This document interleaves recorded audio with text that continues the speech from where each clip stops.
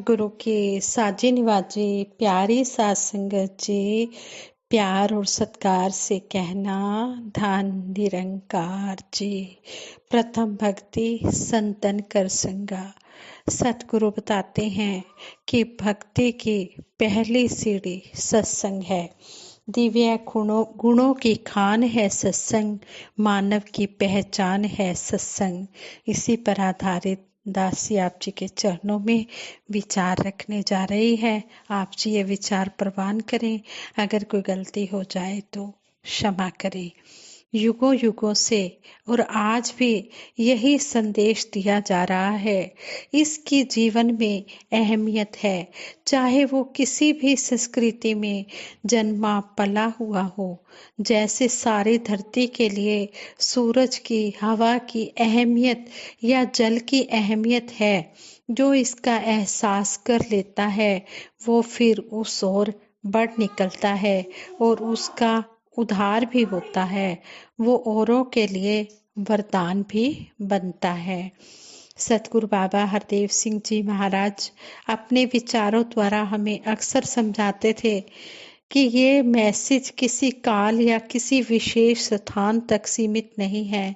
ये काल से ऊपर है, ये असीम है। फिर इनकी अहमियत भी कहीं सीमा में नहीं बंध सकती है। अगर ये असीम है फिर हर किसी के जीवन में इसकी अहमियत है। ये काल में नहीं बंधा हुआ है कि शायद सतयुग में विशेषता या द्वापर या त्रेता में विशेषता। हर युग में इसकी अहमियत है। हर युग में 5 तत्व के इन पुतलों ने जन्म लिया है। त्रेता में भी इंसानों ने जन्म लिया, द्वापर और कलयुग में भी इंसानों ने जन्म लिया है। ये जो 5 तत्व मिले हैं तो केवल 5 तत्व का पुतला नहीं पैदा हुआ। यह आत्मा है जो एक नूर से उपजी है और ये एक घट घट में बसती है। इंसान के रूप में जो भी पैदा हुआ है उसमें आत्मा है और आत्मा ने अपने मूल के साथ नाता जोड़ना है। इसके बिना और कोई साधन है ही नहीं मुक्ति प्राप्त करने का, और न ही जीवन की अहमियत को उस रूप में स्थापित करने का। दौलतें कभी साधन नहीं बनी है, ना विद्या, ना शोहरतें, ना शरीर की ताकतें कभी साधन बनी हैं। साधन केवल एक ही रहा है कि इस सत्य को अपना लिया जाए, इसको आधार बना लिया जाए, इसके साथ नाता जोड़ लिया जाए। लेकिन अफसोस कि इंसान सत्य की तरफ सोया हुआ है और झूठ की तरफ जागा हुआ है। दुनिया और दुनियादारी की तरफ जागरूक है, माया की तरफ, पदार्थों की तरफ, दुनियावी प्राप्तियों की तरफ तो जागरूक है, उत्साहित है। लेकिन जिस तरफ जागने से बात बननी है उस तरफ अभी भी सोया हुआ है। इसलिए महापुरुष जगा रहे हैं, उठ जाग मुसाफिर भोर भई, अब रैन कहाँ जो सोवत है। जो जागत है सो पावत है, जो सोवत है सो खोवत है। मुसाफिर जो सफर कर रहा है और कहीं पर रात रुकता है, किसी सराय में फिर आगे निकल जाता है, तो एक मुसाफिर तू भी है जो जीवन का सफर तय कर रहा है। कह रहे हैं कि अब रैन कहाँ जो सोवत है। संतों ने अलग अलग शब्दों का सहारा लेकर बखूबी इसकी तरफ इंसान का ध्यान दिलाया है। उन्होंने एग्जाम्पल दी एक जलते हुए पेड़ की। एक पेड़ को आग लग जाती है तो पेड़ जलता हुआ वो पंछी को जो उसी पेड़ के ऊपर बैठा हुआ है उसको संबोधित होकर कह रहा है कि हम तो दाफत पंख बिन तुम दाफत हो काहे, कि तुम काहे को मूर्ख बने हुए हो। हम तो उड़ नहीं सकते हैं, हम चल नहीं सकते हैं, अब तो हम आग की लपेट में आ गए हैं। लेकिन तुम्हें तो मालिक ने पंख दिए हैं, उड़ने की शक्ति दी है। तुम तो जलने से बच सकते हो, तुम तो अपना बचाव कर सकते हो, लेकिन तुम मूर्ख हो कि पंखों का इस्तेमाल ही नहीं कर रहे हो, उड़ ही नहीं रहे हो। हमारे साथ तो जल जाओगे। मानो सभी योनियों वाले इंसान को कह रहे हैं कि हे इंसानों, तुम्हें मालिक ने यह सुनहरा अवसर दिया है। तुम मुक्ति प्राप्त कर सकते हो, आत्मा को आवागमन के बंधन से छुटकारा दिलवा सकते हो, लेकिन तुम भी अनजान बने हुए हो। तुम भी इस संसार में गलतान हो। तुम भी जागरूक नहीं हो रहे हो। इस तरह ब्रह्म ज्ञानियों का जब संग कर लिया जाता है, निरंकार का एहसास कर लिया जाता है, तो उनका संसार में आना मुबारक हो जाता है। क्योंकि जिस कारण इस जन्म को अहमियत मिलनी है वो काम कर लिया। जो भी काम किसी को सौंपा जाता है, अगर वो कर लेता है तो उसको मुबारकबाद मिलती है। इसी प्रकार से जो इंसानी जन्म पा लेने के बाद अपने लक्ष्य की प्राप्ति कर लेता है, मंजिल को प्राप्त कर लेता है, फिर उसको शाबाशी मिलती है। वह इस संसार से सुरखरू होकर जाता है। आत्मा पहले बंधन में पड़ी हुई जन्मों जन्मों के भार उठाए हुए फिर रही थी, लेकिन अब की बार उसने इस समय को व्यर्थ नहीं गंवाया है। उसने अपने उस भार को उतार दिया है। उसने उस बंधन से छुटकारा पा लिया है। तो उसी के हिस्से में मुबारकबाद, जिसने इस जन्म का पूरा पूरा लाभ उठाया है। महापुरुषों संत जनों ने दुनियावी प्राप्तियों के कारण लाभ हो गया है यह नहीं माना है। दरअसल ऐसी दुनियावी प्राप्तियां अगर हो भी गई और उसे लाभ मान भी लिया जाए तो उस नजर से, क्योंकि हर किसी के हिस्से में नहीं आती, लेकिन उसकी फिर भी सीमा है।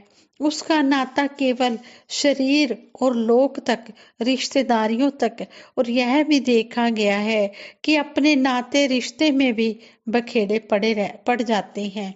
एक तरफ तो प्राप्ति हुई, बड़ी खुशी मनाई गई, लेकिन दूसरी तरफ परिवार के अंग बाकी के भी हैं जिनको या तो बर्दाश्त नहीं हुआ या फिर तुमने ही उनके साथ बांटा नहीं, और वो भी झगड़ों के कारण बन गए। और अगर थोड़ी देर के लिए लाभ मान भी लिया जाए तो वो तो वहीं पर रह गया। वह कहीं पर तुम्हारा परलोक उसके द्वारा सुहेला होने वाला है, कहाँ पर आत्मा का उससे उद्धार होने वाला है। इसलिए महापुरुष संत जन समझाते हैं कि ऐसा कर्म करें, एक ऐसा सौदा करें, एक ऐसी प्राप्ति करें कि लोक और परलोक दोनों संवर जाएं।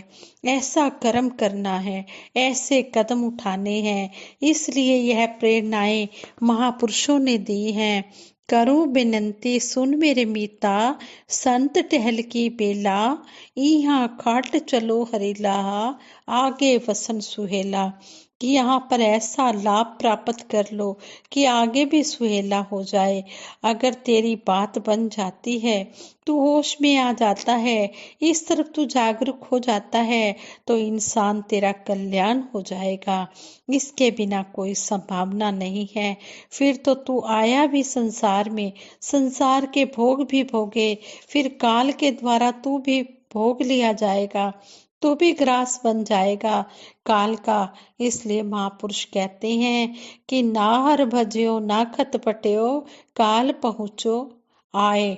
कि काल तो मंडरा रहा है तेरे सिर के ऊपर, वो साथ ही है तेरे, तू इस भार को उतार दे। इसलिए महापुरुषों संत जनों ब्रह्म ज्ञानियों का संग, ये बार बार इसकी अहमियत बताई जाती है। जैसे ब्रह्म ज्ञानी मिल गए कबीर जी को, मीराबाई जी को, और अन्य संतों महापुरुषों के जीवन के बारे में जब हम सुनते हैं तो उसमें ब्रह्म ज्ञानी का कितना अहम रोल माना गया है कि ब्रह्म ज्ञानी ने इस ब्रह्म के साथ नाता जोड़ दिया। ये जो बीच में माया का, अज्ञानता का पर्दा था, इसको हटा दिया। ये अंधकार मिटना संभव हुआ उजाले के द्वारा। एक लौ जग गई तो अंधकार जन्मों जन्मों का मिट गया। ज्ञान उजाले का और अज्ञानता अंधकार का रूप है। अगर अज्ञानता जीवन भर कायम रहती है तो फिर अंधकार आगे भी कायम रहेगा। शरीर यहाँ खत्म हो जाएंगे, फिर भी अज्ञानता का अंधकार बना रहेगा। आत्मा उसी अंधकार में विचरण करेगी, तो क्यों ना इस लोक में ही ये लो जगा ली जाए, ताकि आगे भी रोशनी में ही विचरण हो। महापुरुषों संत जनों ने बार बार इंसान को एहसास कराया कि मूल्यांकन तो कर कि किसकी अहमियत है, शरीरों की ज्यादा अहमियत है या फिर आत्मा की है। यह शरीरों का सिलसिला उतनी देर है जितनी देर आत्मा का नाता इससे जुड़ा हुआ है। इधर आत्मा ने नाता शरीर से तोड़ा, उधर शरीर भी दबा दिए जाएंगे या आग को समर्पित कर दिए जाएंगे। तो फिर ज्यादा मोल किसका है, शरीर का है या आत्मा का है, इस संसार का है या निरंकार का है। आखिर दुनिया में भी जब हम विचरण करते हैं तब भी हम कीमती चीज को कम अहमियत देते हैं। कांच और हीरे को ही ले लें, आपके हाथ हीरे की तरफ इसलिए बढ़ेंगे क्योंकि आप उसकी कीमत जानते हैं कि कीमत क्या है। कांच की तरफ नहीं हाथ बढ़ाओगे। अगर हीरा भी पड़ा हुआ है, अगर हीरा नहीं है फिर तो कांच की तरफ ही हाथ बढ़ेंगे, लेकिन हीरा भी है तो फिर कांच की तरफ हाथ बढ़े तो उसको समझदार कौन मानेगा। उसको तो यही कहा जाएगा कि ये ऐसा मूर्ख अनजान कि एक पल में अमीर हो सकता था, लेकिन इसने कांच की तरफ हाथ बढ़ाया, इसने कांच को अहमियत दी। इसलिए महापुरुष समझाते हैं कि कच दी मंडी विच सच दा ग्राहक कोई कोई, और साचे का कोई ग्राहक नहीं, झूठे जगत भतीजे जी। तो इस प्रकार से जो एहसास कर लेते हैं वो अपना जन्म संवार लेते हैं, और जो ऐसा नहीं करते तो संसार में आया उनका ना आने के बराबर, बल्कि और ज्यादा भार बढ़ाकर चले जाते हैं। एक तो पहले ही गठरी उठाई हुई थी और इस संसार में आकर उस गठरी को और भी ज्यादा भारी करके चले गए। अब और ज्यादा भार आगे उठाना पड़ेगा, तो उसको कौन समझदार मानेगा कि ये भार उतारना था, उल्टा बढ़ाकर जा रहा है। ऐसे इंसानों को मूर्ख और नादान कहा गया है। महापुरुष समझाते हैं कि ऐसी नादानी मत करो, ये नादानी बहुत भारी पड़ेगी। अभी तुम्हें एहसास नहीं, मौज मेलों में हो, विषय विकारों में हो, बहुत दुनियावी भोग भोग रहे हो, तो अभी तो तुम्हें उसका एहसास नहीं है।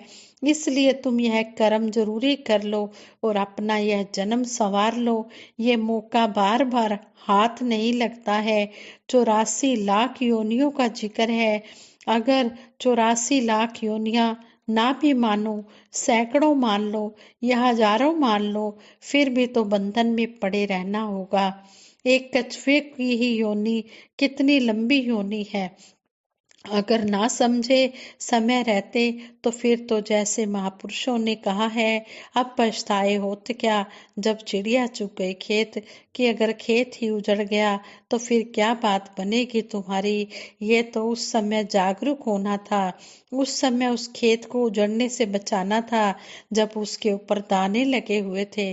जब पक्षियों ने उजाड़ ही दिया खेत को, तो अब तो चाहे हाहाकार करो तो कुछ भी करो, बात बनने वाली नहीं है।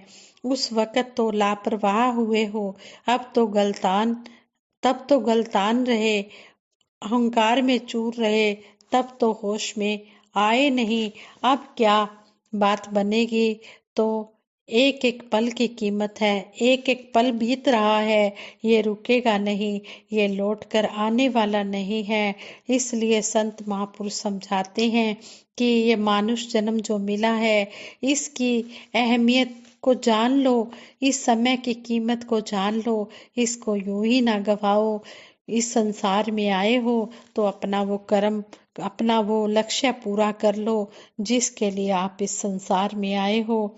जिन्होंने इस लक्ष्य को पूरा कर लिया है, जो सेवा सिमरन सत्संग के साथ जुड़े हुए हैं, सतगुरु ने उनका जन्म संवार दिया है, उनको मुबारकबाद है। और जिन्होंने अभी तक इस परमपिता परमात्मा को नहीं जाना है, जो इस तरफ जागरूक नहीं हुए हैं, उनके चरणों में भी यही अरदास है कि वो भी वक़्त के सतगुरु की शरण में आए। सतगुरु माता सुदीक्षा जी महाराज वक़्त के सतगुरु इस संसार में आए हुए हैं, इनकी शरण में आए और अपना जन्म संवारें। दासी ने सतगुरु बाबा हरदेव सिंह जी महाराज के विचार आप जी के चरणों में रखे हैं, आप जी ये प्रवान करना। अगर कोई गलती हो गई हो तो क्षमा करना। साथ संगत जी प्रेम से कहना, धन निरंकार जी।